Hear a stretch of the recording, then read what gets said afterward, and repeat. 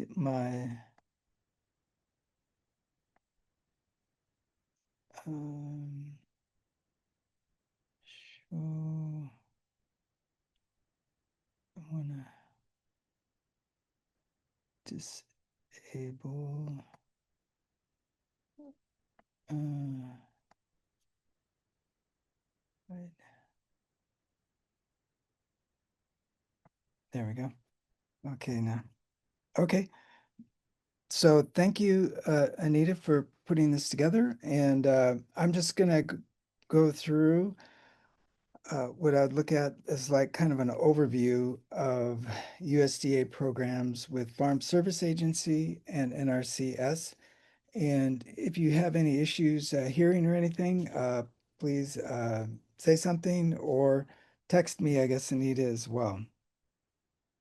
Uh, this graph here shows kind of USDA's farm production and conservation focus areas. Look, USDA has a lot of things that are outside of kind of the ag producers, but this is pretty much kind of the focus in terms of central areas for ag producers or those that are on the land.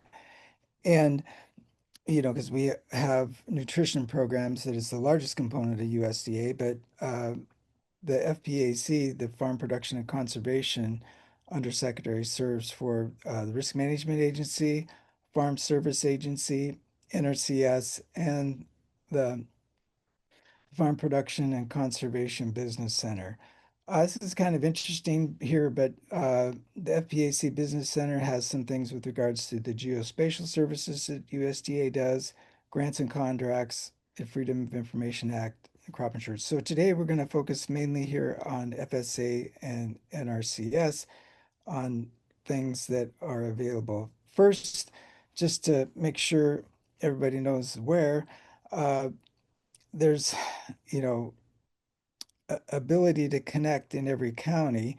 As you can see here for like Navajo and Apache County, we have pretty much, and Coconino, Paula Bean is the farm loan manager for all the counties up here in northern Arizona. So, I mean, Greg Norton is over here in Apache out at St. Michael's, but Stephen Yazzie is covering both, or over here in the Navajo, and Calvin is over here in Coconino. So I guess this just gives you an idea of Farm Service Agency in terms of how they're spread out. Start with Farm Service Agency in part because to do any programs, whether it's with Risk Management Agency or NRCS or anything, you have to have a FSA farm number. And in part, I guess think of it as FSA is kind of a land-based agency, or they're tied to the grid of a particular piece of land. So the records there that this have started in terms of like with the farm number, they stay with the land, even if it becomes a new owner, new operators. So that is one of the reasons why I guess FSA is centered on being a land-based agency with, like geographic coordinates.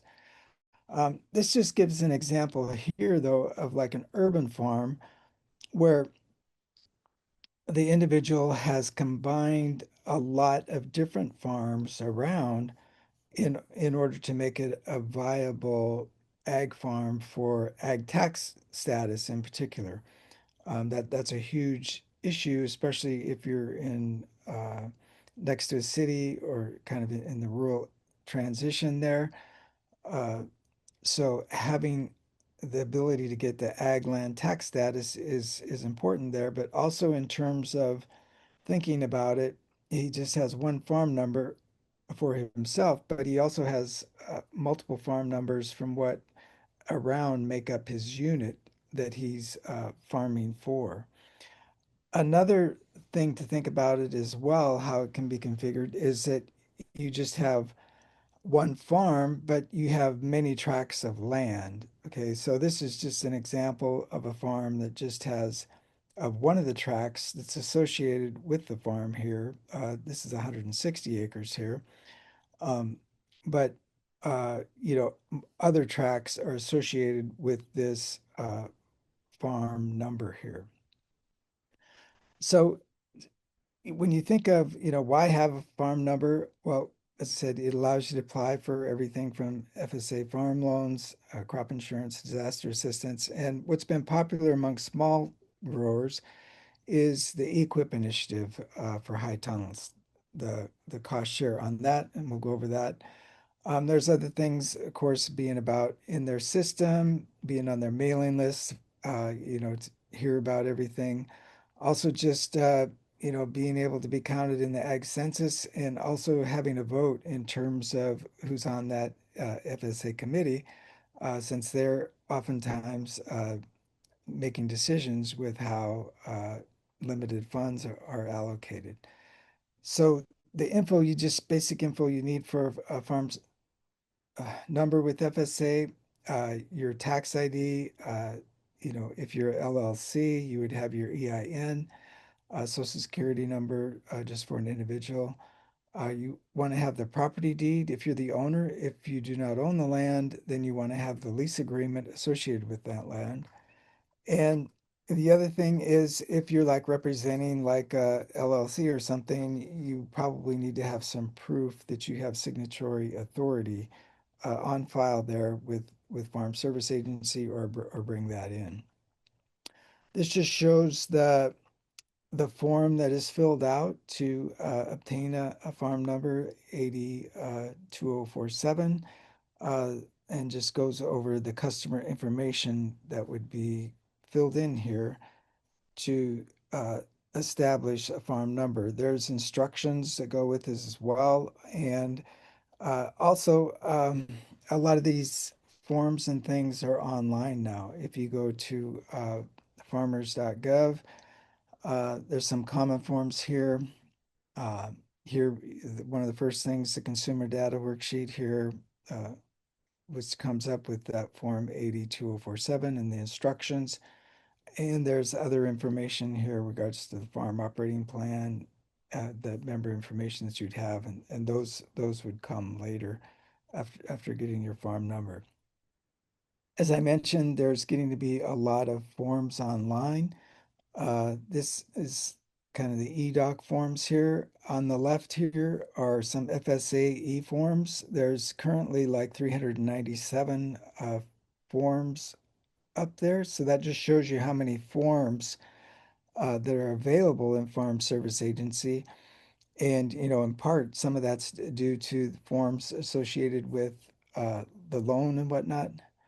Um, so just keep that in mind. Um, with regards to NRCS, there's also a lot of different conservation forms that are available. And I guess you can go down through here and see browse through the different forms that would be available and do that as you decide, what USDA might have that I could look into. And to give you a better look at that, um, there's also, I should just note that we have farm records here uh, to get associated with everything for, uh, if you have urban ag to traditional commodity farms, aquaculture, conservation programs, um, those are all tied in as well, going forward with what you might need. Um, just to look at kind of the general four areas here for NRCS programs and initiatives first, I would just point out that the EQIP program here, the Environmental Quality Incentives Program, is often referred to as like the flagship program for NRCS, because that's the the primary vehicle that is usually used in terms of delivering out cost share for conservation programs that producers might implement. I mean, they're covering everything from, you know, making waters to high tunnels and different things. There's other things though NRCS also gets involved with. There's an easements portion. There are different programs there. Ag conservation is an example of some of the easements they do. They also have watershed programs. There's, community water resource issues can be addressed through NRCS. That's one of the areas. And the High Tunnel, which is one of the more popular programs right now, in part because it can be kind of like streamlined to where it didn't have to go through like the committee and everything. Although we know right now NRCS is kind of backed up with personnel and everything, but still the framework is in place for it, the high tunnels to be approved and reimbursed in a more timely manner. Um, just to look at kind of the some of the range of equip conservation contracts that can be out there for. There's things like with prescribed burning that could be. You could have, fish pond management. There's not many of those in Arizona, but there's a few. Prescribed grazing, drainage water management. Uh, you could think of like even waste recycling, soil carbon amendments, soil health testing. There's just a lot of things here that can be done with regards to incentive contracts with NRCS. So don't just think of them as like, you know, high tunnels or water development for stock, even though they do a lot of that in Arizona. There's a lot of different programs that are out there. On the easement side, I mentioned the ag conservation easement, but there's also the Healthy Forest Reserve Program associated with that. The wetland reserves, we don't have many of those, but there's also the Appraisal Submission Center. There's a little bit of wetland that was kind of created up in the Show Low area with the I guess the effluent that goes and runs out north of town there, which is kind of interesting in itself. And I'm not sure if NRCS was involved with that or not, but that is kind of like a project that NRCS could be involved in. They were not. It is through the city and through the Forest Service because it's on Forest Service Okay, land.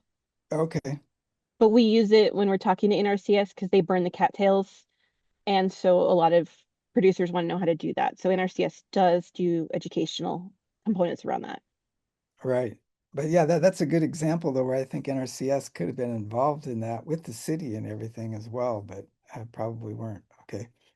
So the initiatives part here, this is where the high tunnel comes into play, which is, targeted assistance to uh, have a structure that'll help in terms of extend the growing season, but also make the growing season more amenable to plants in particular when you have a lot of high wind and uh, and just being able to get you know, save on some of the moisture as well in terms of being in the high tunnel without having maybe as much evaporation and stuff. We'll look at some different high tunnels that have been put up recently on this cost share and just show kind of the range of possibilities. There's also the organic initiative here, which provides technical assistance for organic farmers if those interested in transitioning to organic. As I mentioned, the high talent program has kind of been one of the most popular, is re kind of related to this grant. In the Florence area, there's several high tunnels that have been constructed. Uh, this is right in the Florence area here. Both of these high tunnels here. This one here on the right, uh, it's just been put up and it doesn't have anything in it. They'll probably be moving things in it in the fall. But here on the left, they've started to grow in a high tunnel that was put up on a cost share. and you can see they're a, a little bit different, but quite similar. This one has a little steeper peak here.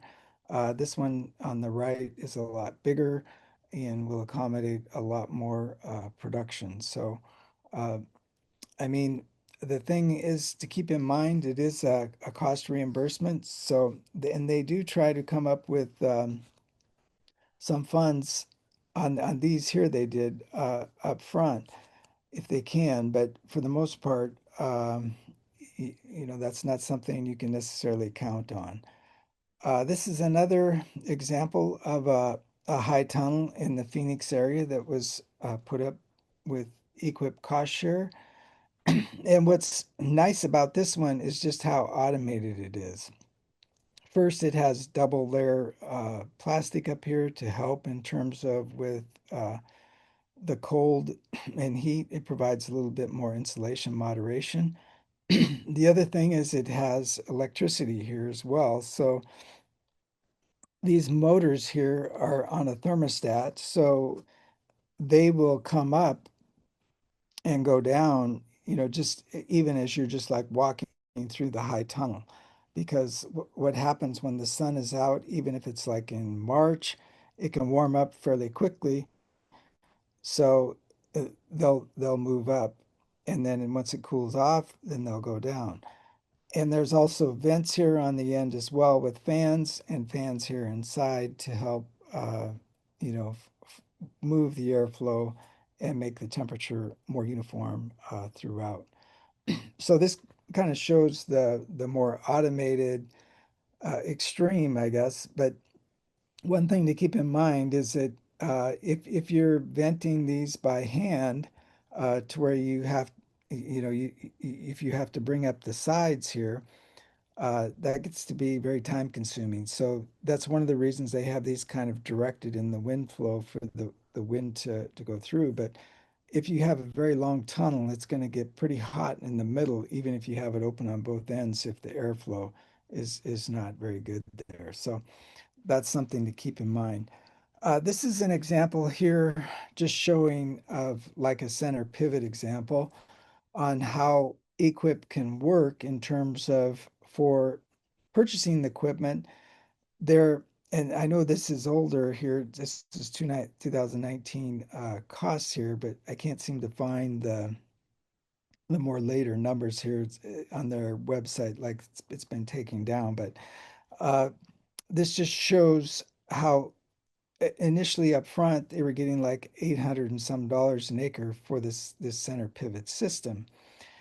But after the center pivot is installed, they can still apply for annual payments here related to the Conservation Stewardship Program in terms of implementing like that center pivot there. So paying for some of the operating costs in at least the first 5 years uh, to get things established.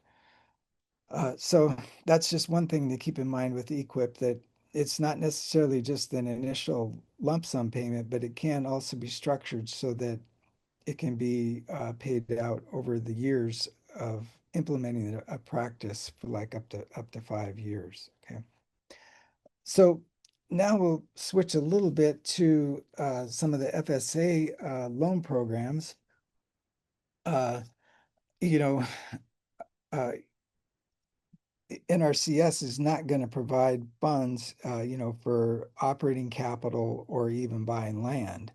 But that's where Farm Service Agency comes up in the gap with their loan program to be able to make loans up to even 100% of the value for many of these on here, the beginning farmers, ranchers, minority, Native Americans.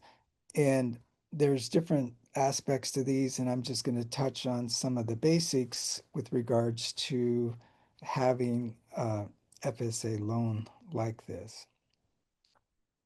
So one thing to think about is that Farm Service Agency is kind of should be thought of as like the lender of the first opportunity rather than the last resort.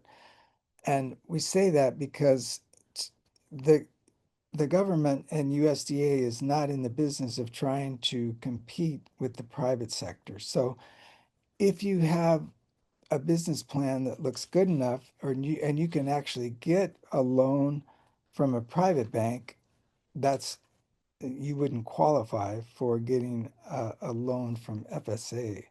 So, part of the requirement is almost, you have to be turned down. But if you don't have experience, they say, that's or limited experience and are just getting started to where it's kind of your first opportunity, you probably, don't have that much of a problem with getting turned down. Although I do know one individual, he, liked the the rates that Farm Service Agency had for buying this land, and when he went and presented his business uh, plan to FSA and everything, they said, okay, yeah, well, why don't you go and go to the bank over here, and if they turn you down, then we'll consider. So he went over to Wells Fargo, and they told him, oh, we want to fund you. We like it. But the downside was, I mean, their interest rate was like,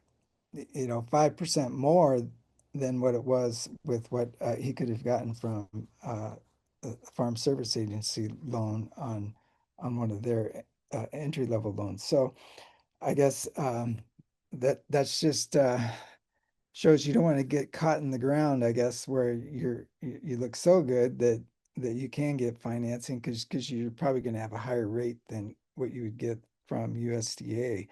But as I'll show you in a bit here on the loan rates, they have gone up as well. They do move with the market. So some of the loan programs we'll look at here, the operating loans, direct farm ownership loans, and the guaranteed loans, as well as the microloan. And this here is the rates that are in current right now from Farm Service Agency as a lender. Okay, so uh, operating direct here for the farm uh, with the larger amount or even the micro loan that's capped at 50,000, 5%. So it's not, like this, like the 2% down here with the farm ownership down payment, and we'll go over that. Uh, so it has rates for FSA do move with the market. And these rates here are higher than some rates that I pulled off just like a month ago. Um, so for the ownership loans in particular, they're both at 6% right now.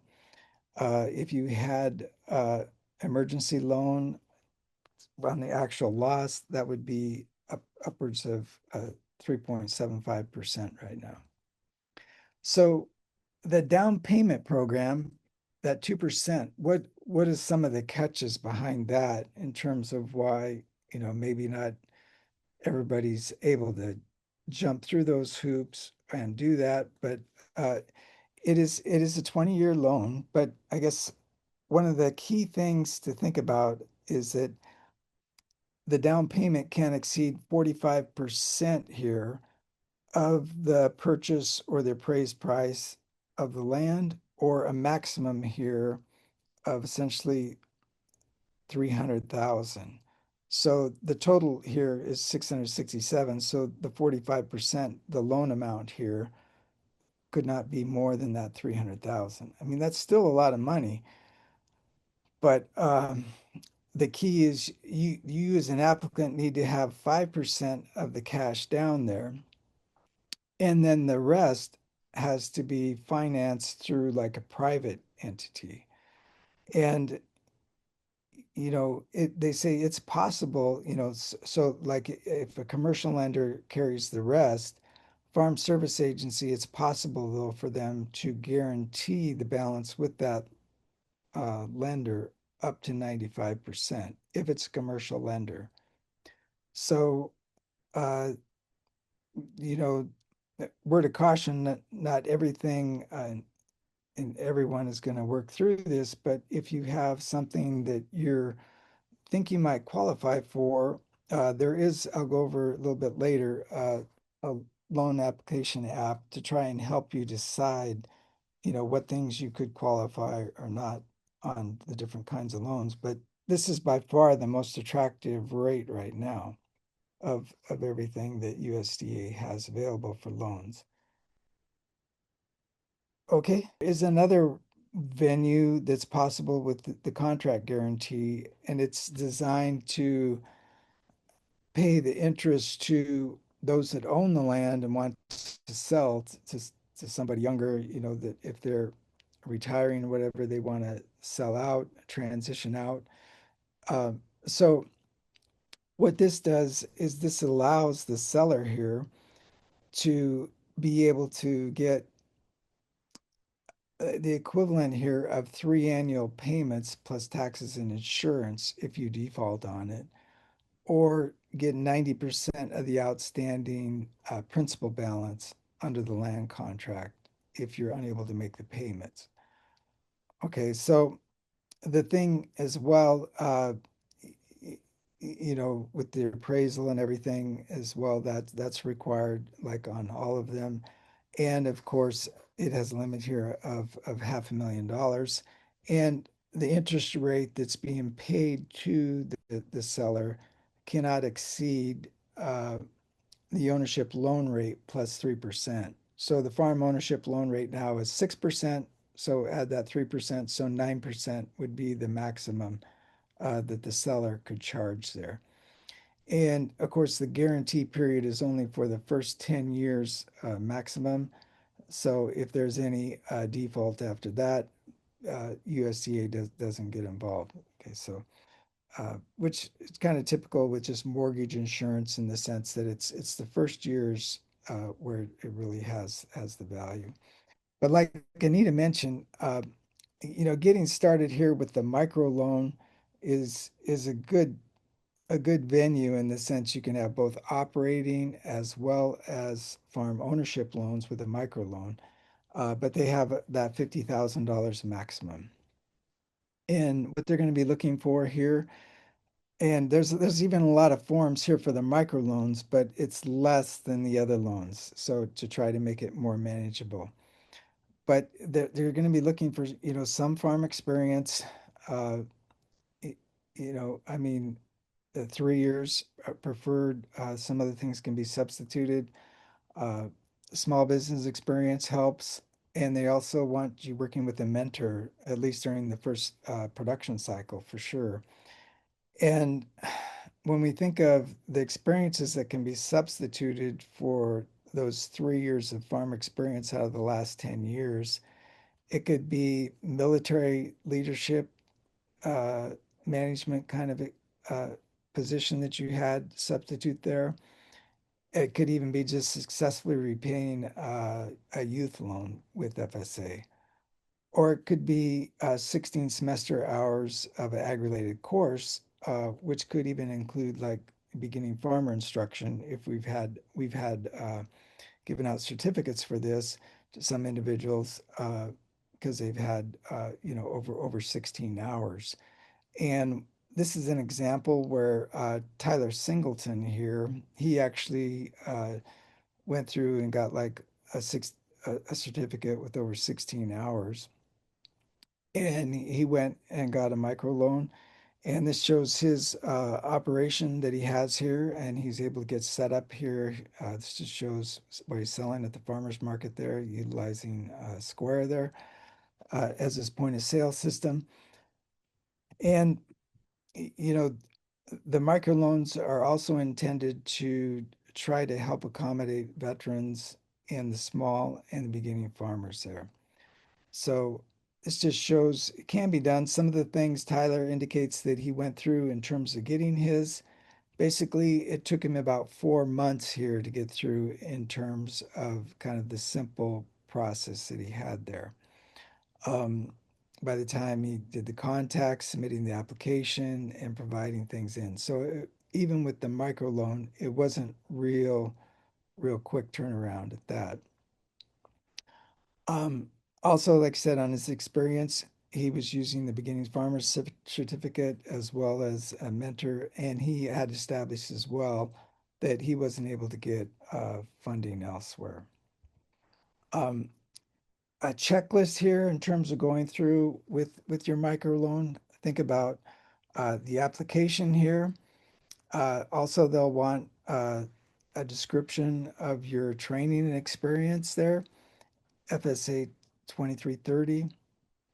And also, a non-farm income can be used to help pay off the loan, but they want to make sure that they verify what you have down for living expenses so that your non-farm income exceeds what your living expenses are. That difference there can then be applied to your microloan. So they're going to look at what you have down for your off-farm income as well as the living expenses to see, if your living expenses are real and if reasonable, and if that difference there could also be applied for you to paying back your loan there. Um, Everything down to what you would kind of expect from a commercial officer as well, or loan, having a balance sheet and your current financial statement, including the projected cash flow budget, with your production, income expenses, and loan repayment. Um, I'm not going to get into, all this here, but uh, those are things that we've gone through in different classes as well, just examples of what those might look like in terms of going through putting together the cash flow budget, expenses, and the loan repayment. Additional information that Farm Service Agency is probably going to request is your tax returns for the last 3 years. So that's one of the values of filing a Schedule F, is that can establish you with your your farm records that are really clean for USDA as well as even a commercial a lender on getting showing what your records have been in terms of your profitability with your ag operation that you're, proposing a loan for and looking to grow. So, I guess part of the mindset here is that you really, kind of need to get started or get experience from someplace. And that's, I think, why a lot of people do like internships with different farms, because they have to show that experience out there in terms of being able to produce it, up front before they can even qualify for some of the loans here. And also, if the mentoring agreement that comes in, that is something that often fits in if you've done a internship or